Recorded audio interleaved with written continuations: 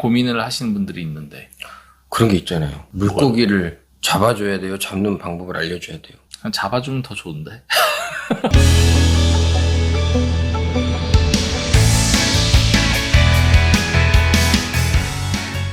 문제를 남겨주시면 답은 저희가 찾겠습니다. 저희가 가족법인 관련해가지고 상담을 많이 하다 보니까 이제는 많은 분들이 많은 정보를 어디선가 취합을 해오셔가지고 유튜브겠죠 뭐. 뭐 유튜브든 뭐 블로그든 뭐 여러 가지 사이트를 통해서 공부를 많이 해오시는데 많은 내용을 확인차 오시는 분들이 점점 늘어나고 있습니다. 그러니까 예전에는 어떻게 하면 좋을까였다면 뭐 어떻게 하면 더 나은 방법이 있을까요도 찾겠지만 추가적으로 자기가 알고 있는 지식이 맞는지 최종적으로는 그런 점검 단계는 뭐 저희 미래드림 뿐만 아니라 어디를 통해서도 정확히 짚으셔라. 왜냐면 전문가를 쓰는 이유는 한 부분이라도 놓쳤을 때 그게 또 하나의 큰 페널티가 될 수 있기 때문에 정확히 짚는 게 필요할 것 같고요. 근데 그 내용 중에 나는 6억 없이 세금 없이 줄 수 있다고 하는데 누구는 20억을 그냥 세금 없이 줄 수 있다고 하는데 이게 어떻게 가능하냐가 아니고 되는 거 아니에요? 라고 그냥 대놓고 물어보세요. 그러면은 내용을 처음에 이제 아리까리 했는데 이제 저희도 많이 접하다 보니까 아, 이 질문이구나. 이렇게 하는데 이제 뭐 기본적으로 많은 분들이 이미 알고 있지만 6억을 원래 이제 보통 주게 되면 증여세가 내고 증여세 계산하면 뭐 한 1억 이상의 세금이 발생하는데 세금 없이 준다. 가능할까요? 배우자겠죠. 와이프한테 6억 주는 건 괜찮잖아요. 그렇죠. 배우자한테 이제 증여를 하면 6억이 이제 공제가 되는 건 이제 많은 분들이 이제 알고 있는데 5억짜리는 뭐 창업증여 이런 걸 거고. 30억짜리는 30억? 30억이요? 퀴즈 같다. 영농상속공제? 뭐 여러 가지 그쪽일 거고. 네, 상속공제. 아니 뭐 그렇게 따지면 뭐 300억, 500억도 있어요. 가업상속공제 들어가면. 그렇죠. 이런 네. 공제들을 잘 활용해서 네. 컨셉을 잡는데 법인으로 자녀의 법인에게 내가 20억을 세금 없이 줬다. 뭐 이런 내용이 있는데 이 내용은 뭘까요? 준 건 아닐 겁니다. 빌려줬을 거예요. 주는 거는 말이 안 되죠. 국세청이 바보가 아니기 때문에 그걸 그냥 놔두겠습니까? 그렇죠. 근데 자녀가 설립한 법인이면 뭐 아무리 법인격이 다르다고 하지만은 20억이라는 큰 돈을 아버지가 부모님이 예를 들어서 줬다. 그러면은 이거 법인은 증여세가 없나? 이런 법인세가 생각이 날 것 있죠. 같은데. 법인세가 있는데 지금 시중에 이제 떠도는 그런 말들 많이 저도 이제 듣는데 그거는 빌려준 거라고 보시면 됩니다. 정확히 말씀을 드리면 준 게 아니고 빌려준 거다. 갚아야 됩니다. 네, 그렇기 때문에 세금 없다라는 표현을 했지만 실제로는 이제 오늘 그거에 대한 진실과 오해 조금 살펴보도록 하겠습니다. 빌려줄 때는 세금이 없죠. 네. 근데 줬는데 세금이 없다고 표현하는 건 좀 과장은 있죠. 자, 어쨌든 그럼 20억이라는 기준이 되게 웃긴 것 같아요. 아니, 빌려주는 건 100억도 빌려주고 1000억도 빌려주지 뭐. 라는 이제 첫 번째 질문이 있을 수 있을 텐데. 제가 100억까지는 봤어요. 근데 1000억은 못 봤는데 1000억을 하기 위해서는 주주 구성이 굉장히 거의 뭐 의자왕 정도 돼야 되나 그렇게 되죠. 지금 이제 박세무사 주주 구성 얘기도 네. 하고 했는데 법령에 이제 정리를 해보면 법인에게 어떤 대여금 돈을 빌려줬을 때 이게 증여의 문제가 발생하지 않고 빌려줄 수 있는 범위가 있다라는 얘기인데 그 법령을 좀 간략히 소개해 주시면. 그러니까 그게 빌려주는 규정이 아니고 주주들이 이익을 보잖아요. 법인이 빌리면 어쨌든 뭐 주주들이 이익 보는 건데 각 주주들의 이익이 얼마 이상 안 되면 증여세 문제가 발생하지 않는 규정이 있어요. 이제 그 규정을 활용해서 역산해서 산출한 금액이 20억, 뭐 21억, 21억 8천 뭐 이런 게 있는 거죠. 네네. 일단은 그런데 그럼 80억을 우리 박세무사는 네. 해본 적도 있지만 80억이 가능한 이유는 뭐였을까요? 근데 주주 구성이 다르죠.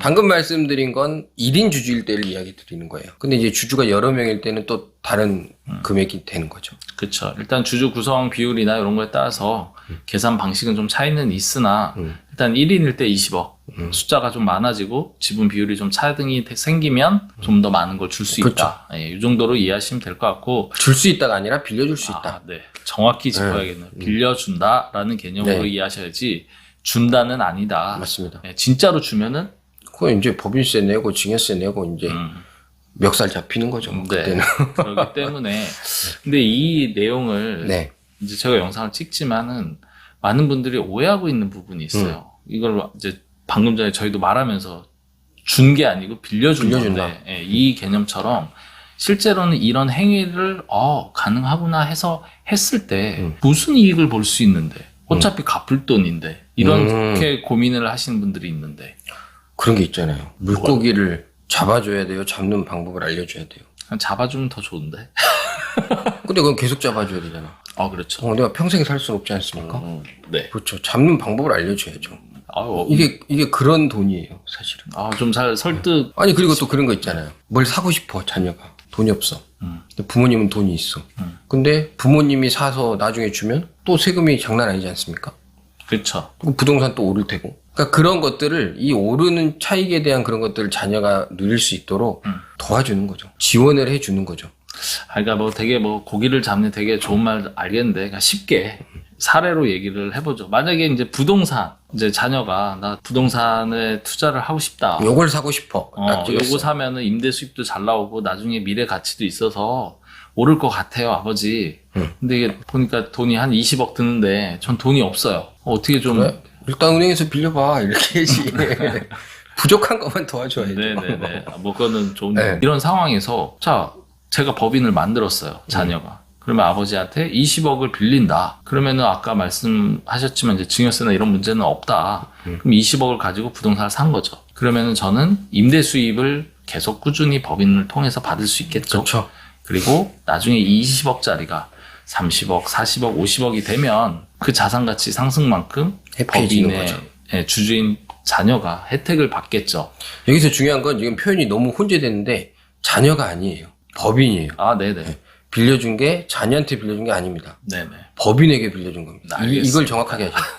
네. 그래서 법인이 받았는데 좋은 것만 있는 건 아니고 이제 사후 관리가 중요하다. 그럼요. 네. 지금처럼 이제 부모님에게 자금 지원을 받아서 부동산을 투자를 하던 주식 투자를 해서 발생되는 수익과 자산 가치의 상승에 대해서는 해당 법인이 이익을 얻겠지만 원금은 돌려줘야 되잖아요. 돌려줘야죠. 그 부분에 대해서 모르거나 놓치거나 아니면 시간이 지나면 없어지지 않을까 하는 분들도 계신데 그게 없어지지 않고 상속으로 갑니다. 돌아가시면. 법인의 채무잖아요. 그렇죠. 그러니까 그거를 그 차츰 없앨 수 있는 절세적인 방법을 활용해서 줄이셔야 되는 건 합법적으로 할 수 있지만 잊어버리고 놔두면 당연히 상속으로 간다. 명심하셔야 됩니다. 네. 지금 이제 빌려왔기 때문에 당연히 갚아줘야 될 그렇죠. 책임이 있죠. 있는 거고 그 책임의 법인 입장에서는 있지만 부모님 입장에서는 받아야 될 채권이 있는 거죠. 네. 그거에 대해서 국세청이 모를 거라 생각하시면 큰 오산이고요. 알죠, 그거는. 네, 당연히 돌아가시게 되면 상속 재산에 포함이 돼서 네. 상속세를 내야 된다. 맞습니다. 예, 이렇게 이해해야 되고 그렇다면 그 20억, 30억 이렇게 빌린 거를 어떻게 갚을까에 대한 거는 나름의 절세 전략. 상황에 따라서. 네. 절세 전략이 어떻게 될까요? 절세 전략이요? 네. 말씀드렸잖아요. 상황에 따라서. 그게 답이에요. 그럼요. 아니, 이게 동일할 수는 없어요. 어떤 용도로 또 사용하셨느냐, 어느 정도의 기간이 있느냐, 이런 거에 따라서 방법은 다르다고 보셔야 되고, 제가 또 하나 말씀드리고 싶은 거는 중요한 게 20억이네 이런 기준이 있잖아요. 이게 이자율에 따라서 계속 달라지는 겁니다, 사실은. 지금 이자율에서 그 금액이라는 거고, 만약에 이자율이 올라가면 더 낮아지는 거고, 이자율이 낮아지면 더 높아지는 거고, 이건 계속 변동이 있으니까 계속 그걸 주시하셔서 관심을 두셔야 돼요. 그 부분도. 그렇죠. 그리고 이제 혹자는 이런 내용의 컨셉을 이해해가지고 그래? 법인에 20억 줄 수 있어? 그러니까 빌려줄 수 있어? 그럼 법인을 2개? 3개 만들까? 이런 고민들도 하시는데 방법이 될 수는 있으나 그 역시도 주주관계라든지 특수관계성을 보셔서 할 수 있다 없다를 판단해야 되기 때문에 이제 시중에 떠도는 이제 20억 그냥 0으로 줄 수 있어. 이 얘기만 믿고 실행하시면 안 되고 전문가 꼭 상의를 하셔서 방법을 찾으셔야 되고 또 그 20억에 대해서는 어떻게 돌려줄 수 있을지 나름의 절세 플랜을 미래드림이 갖고 있으니 문의를 주시면 될 것 같습니다. 자, 오늘의 한 줄 평 하면 저는 20억에 현혹되면 큰일 난다. 저는 사후 관리가 중요합니다. 사후 관리를 잘 받으면 20억에 대해 현혹되지 않고 잘 쓸 수 있다. 네. 이렇게 이해하면 좋겠네요. 네.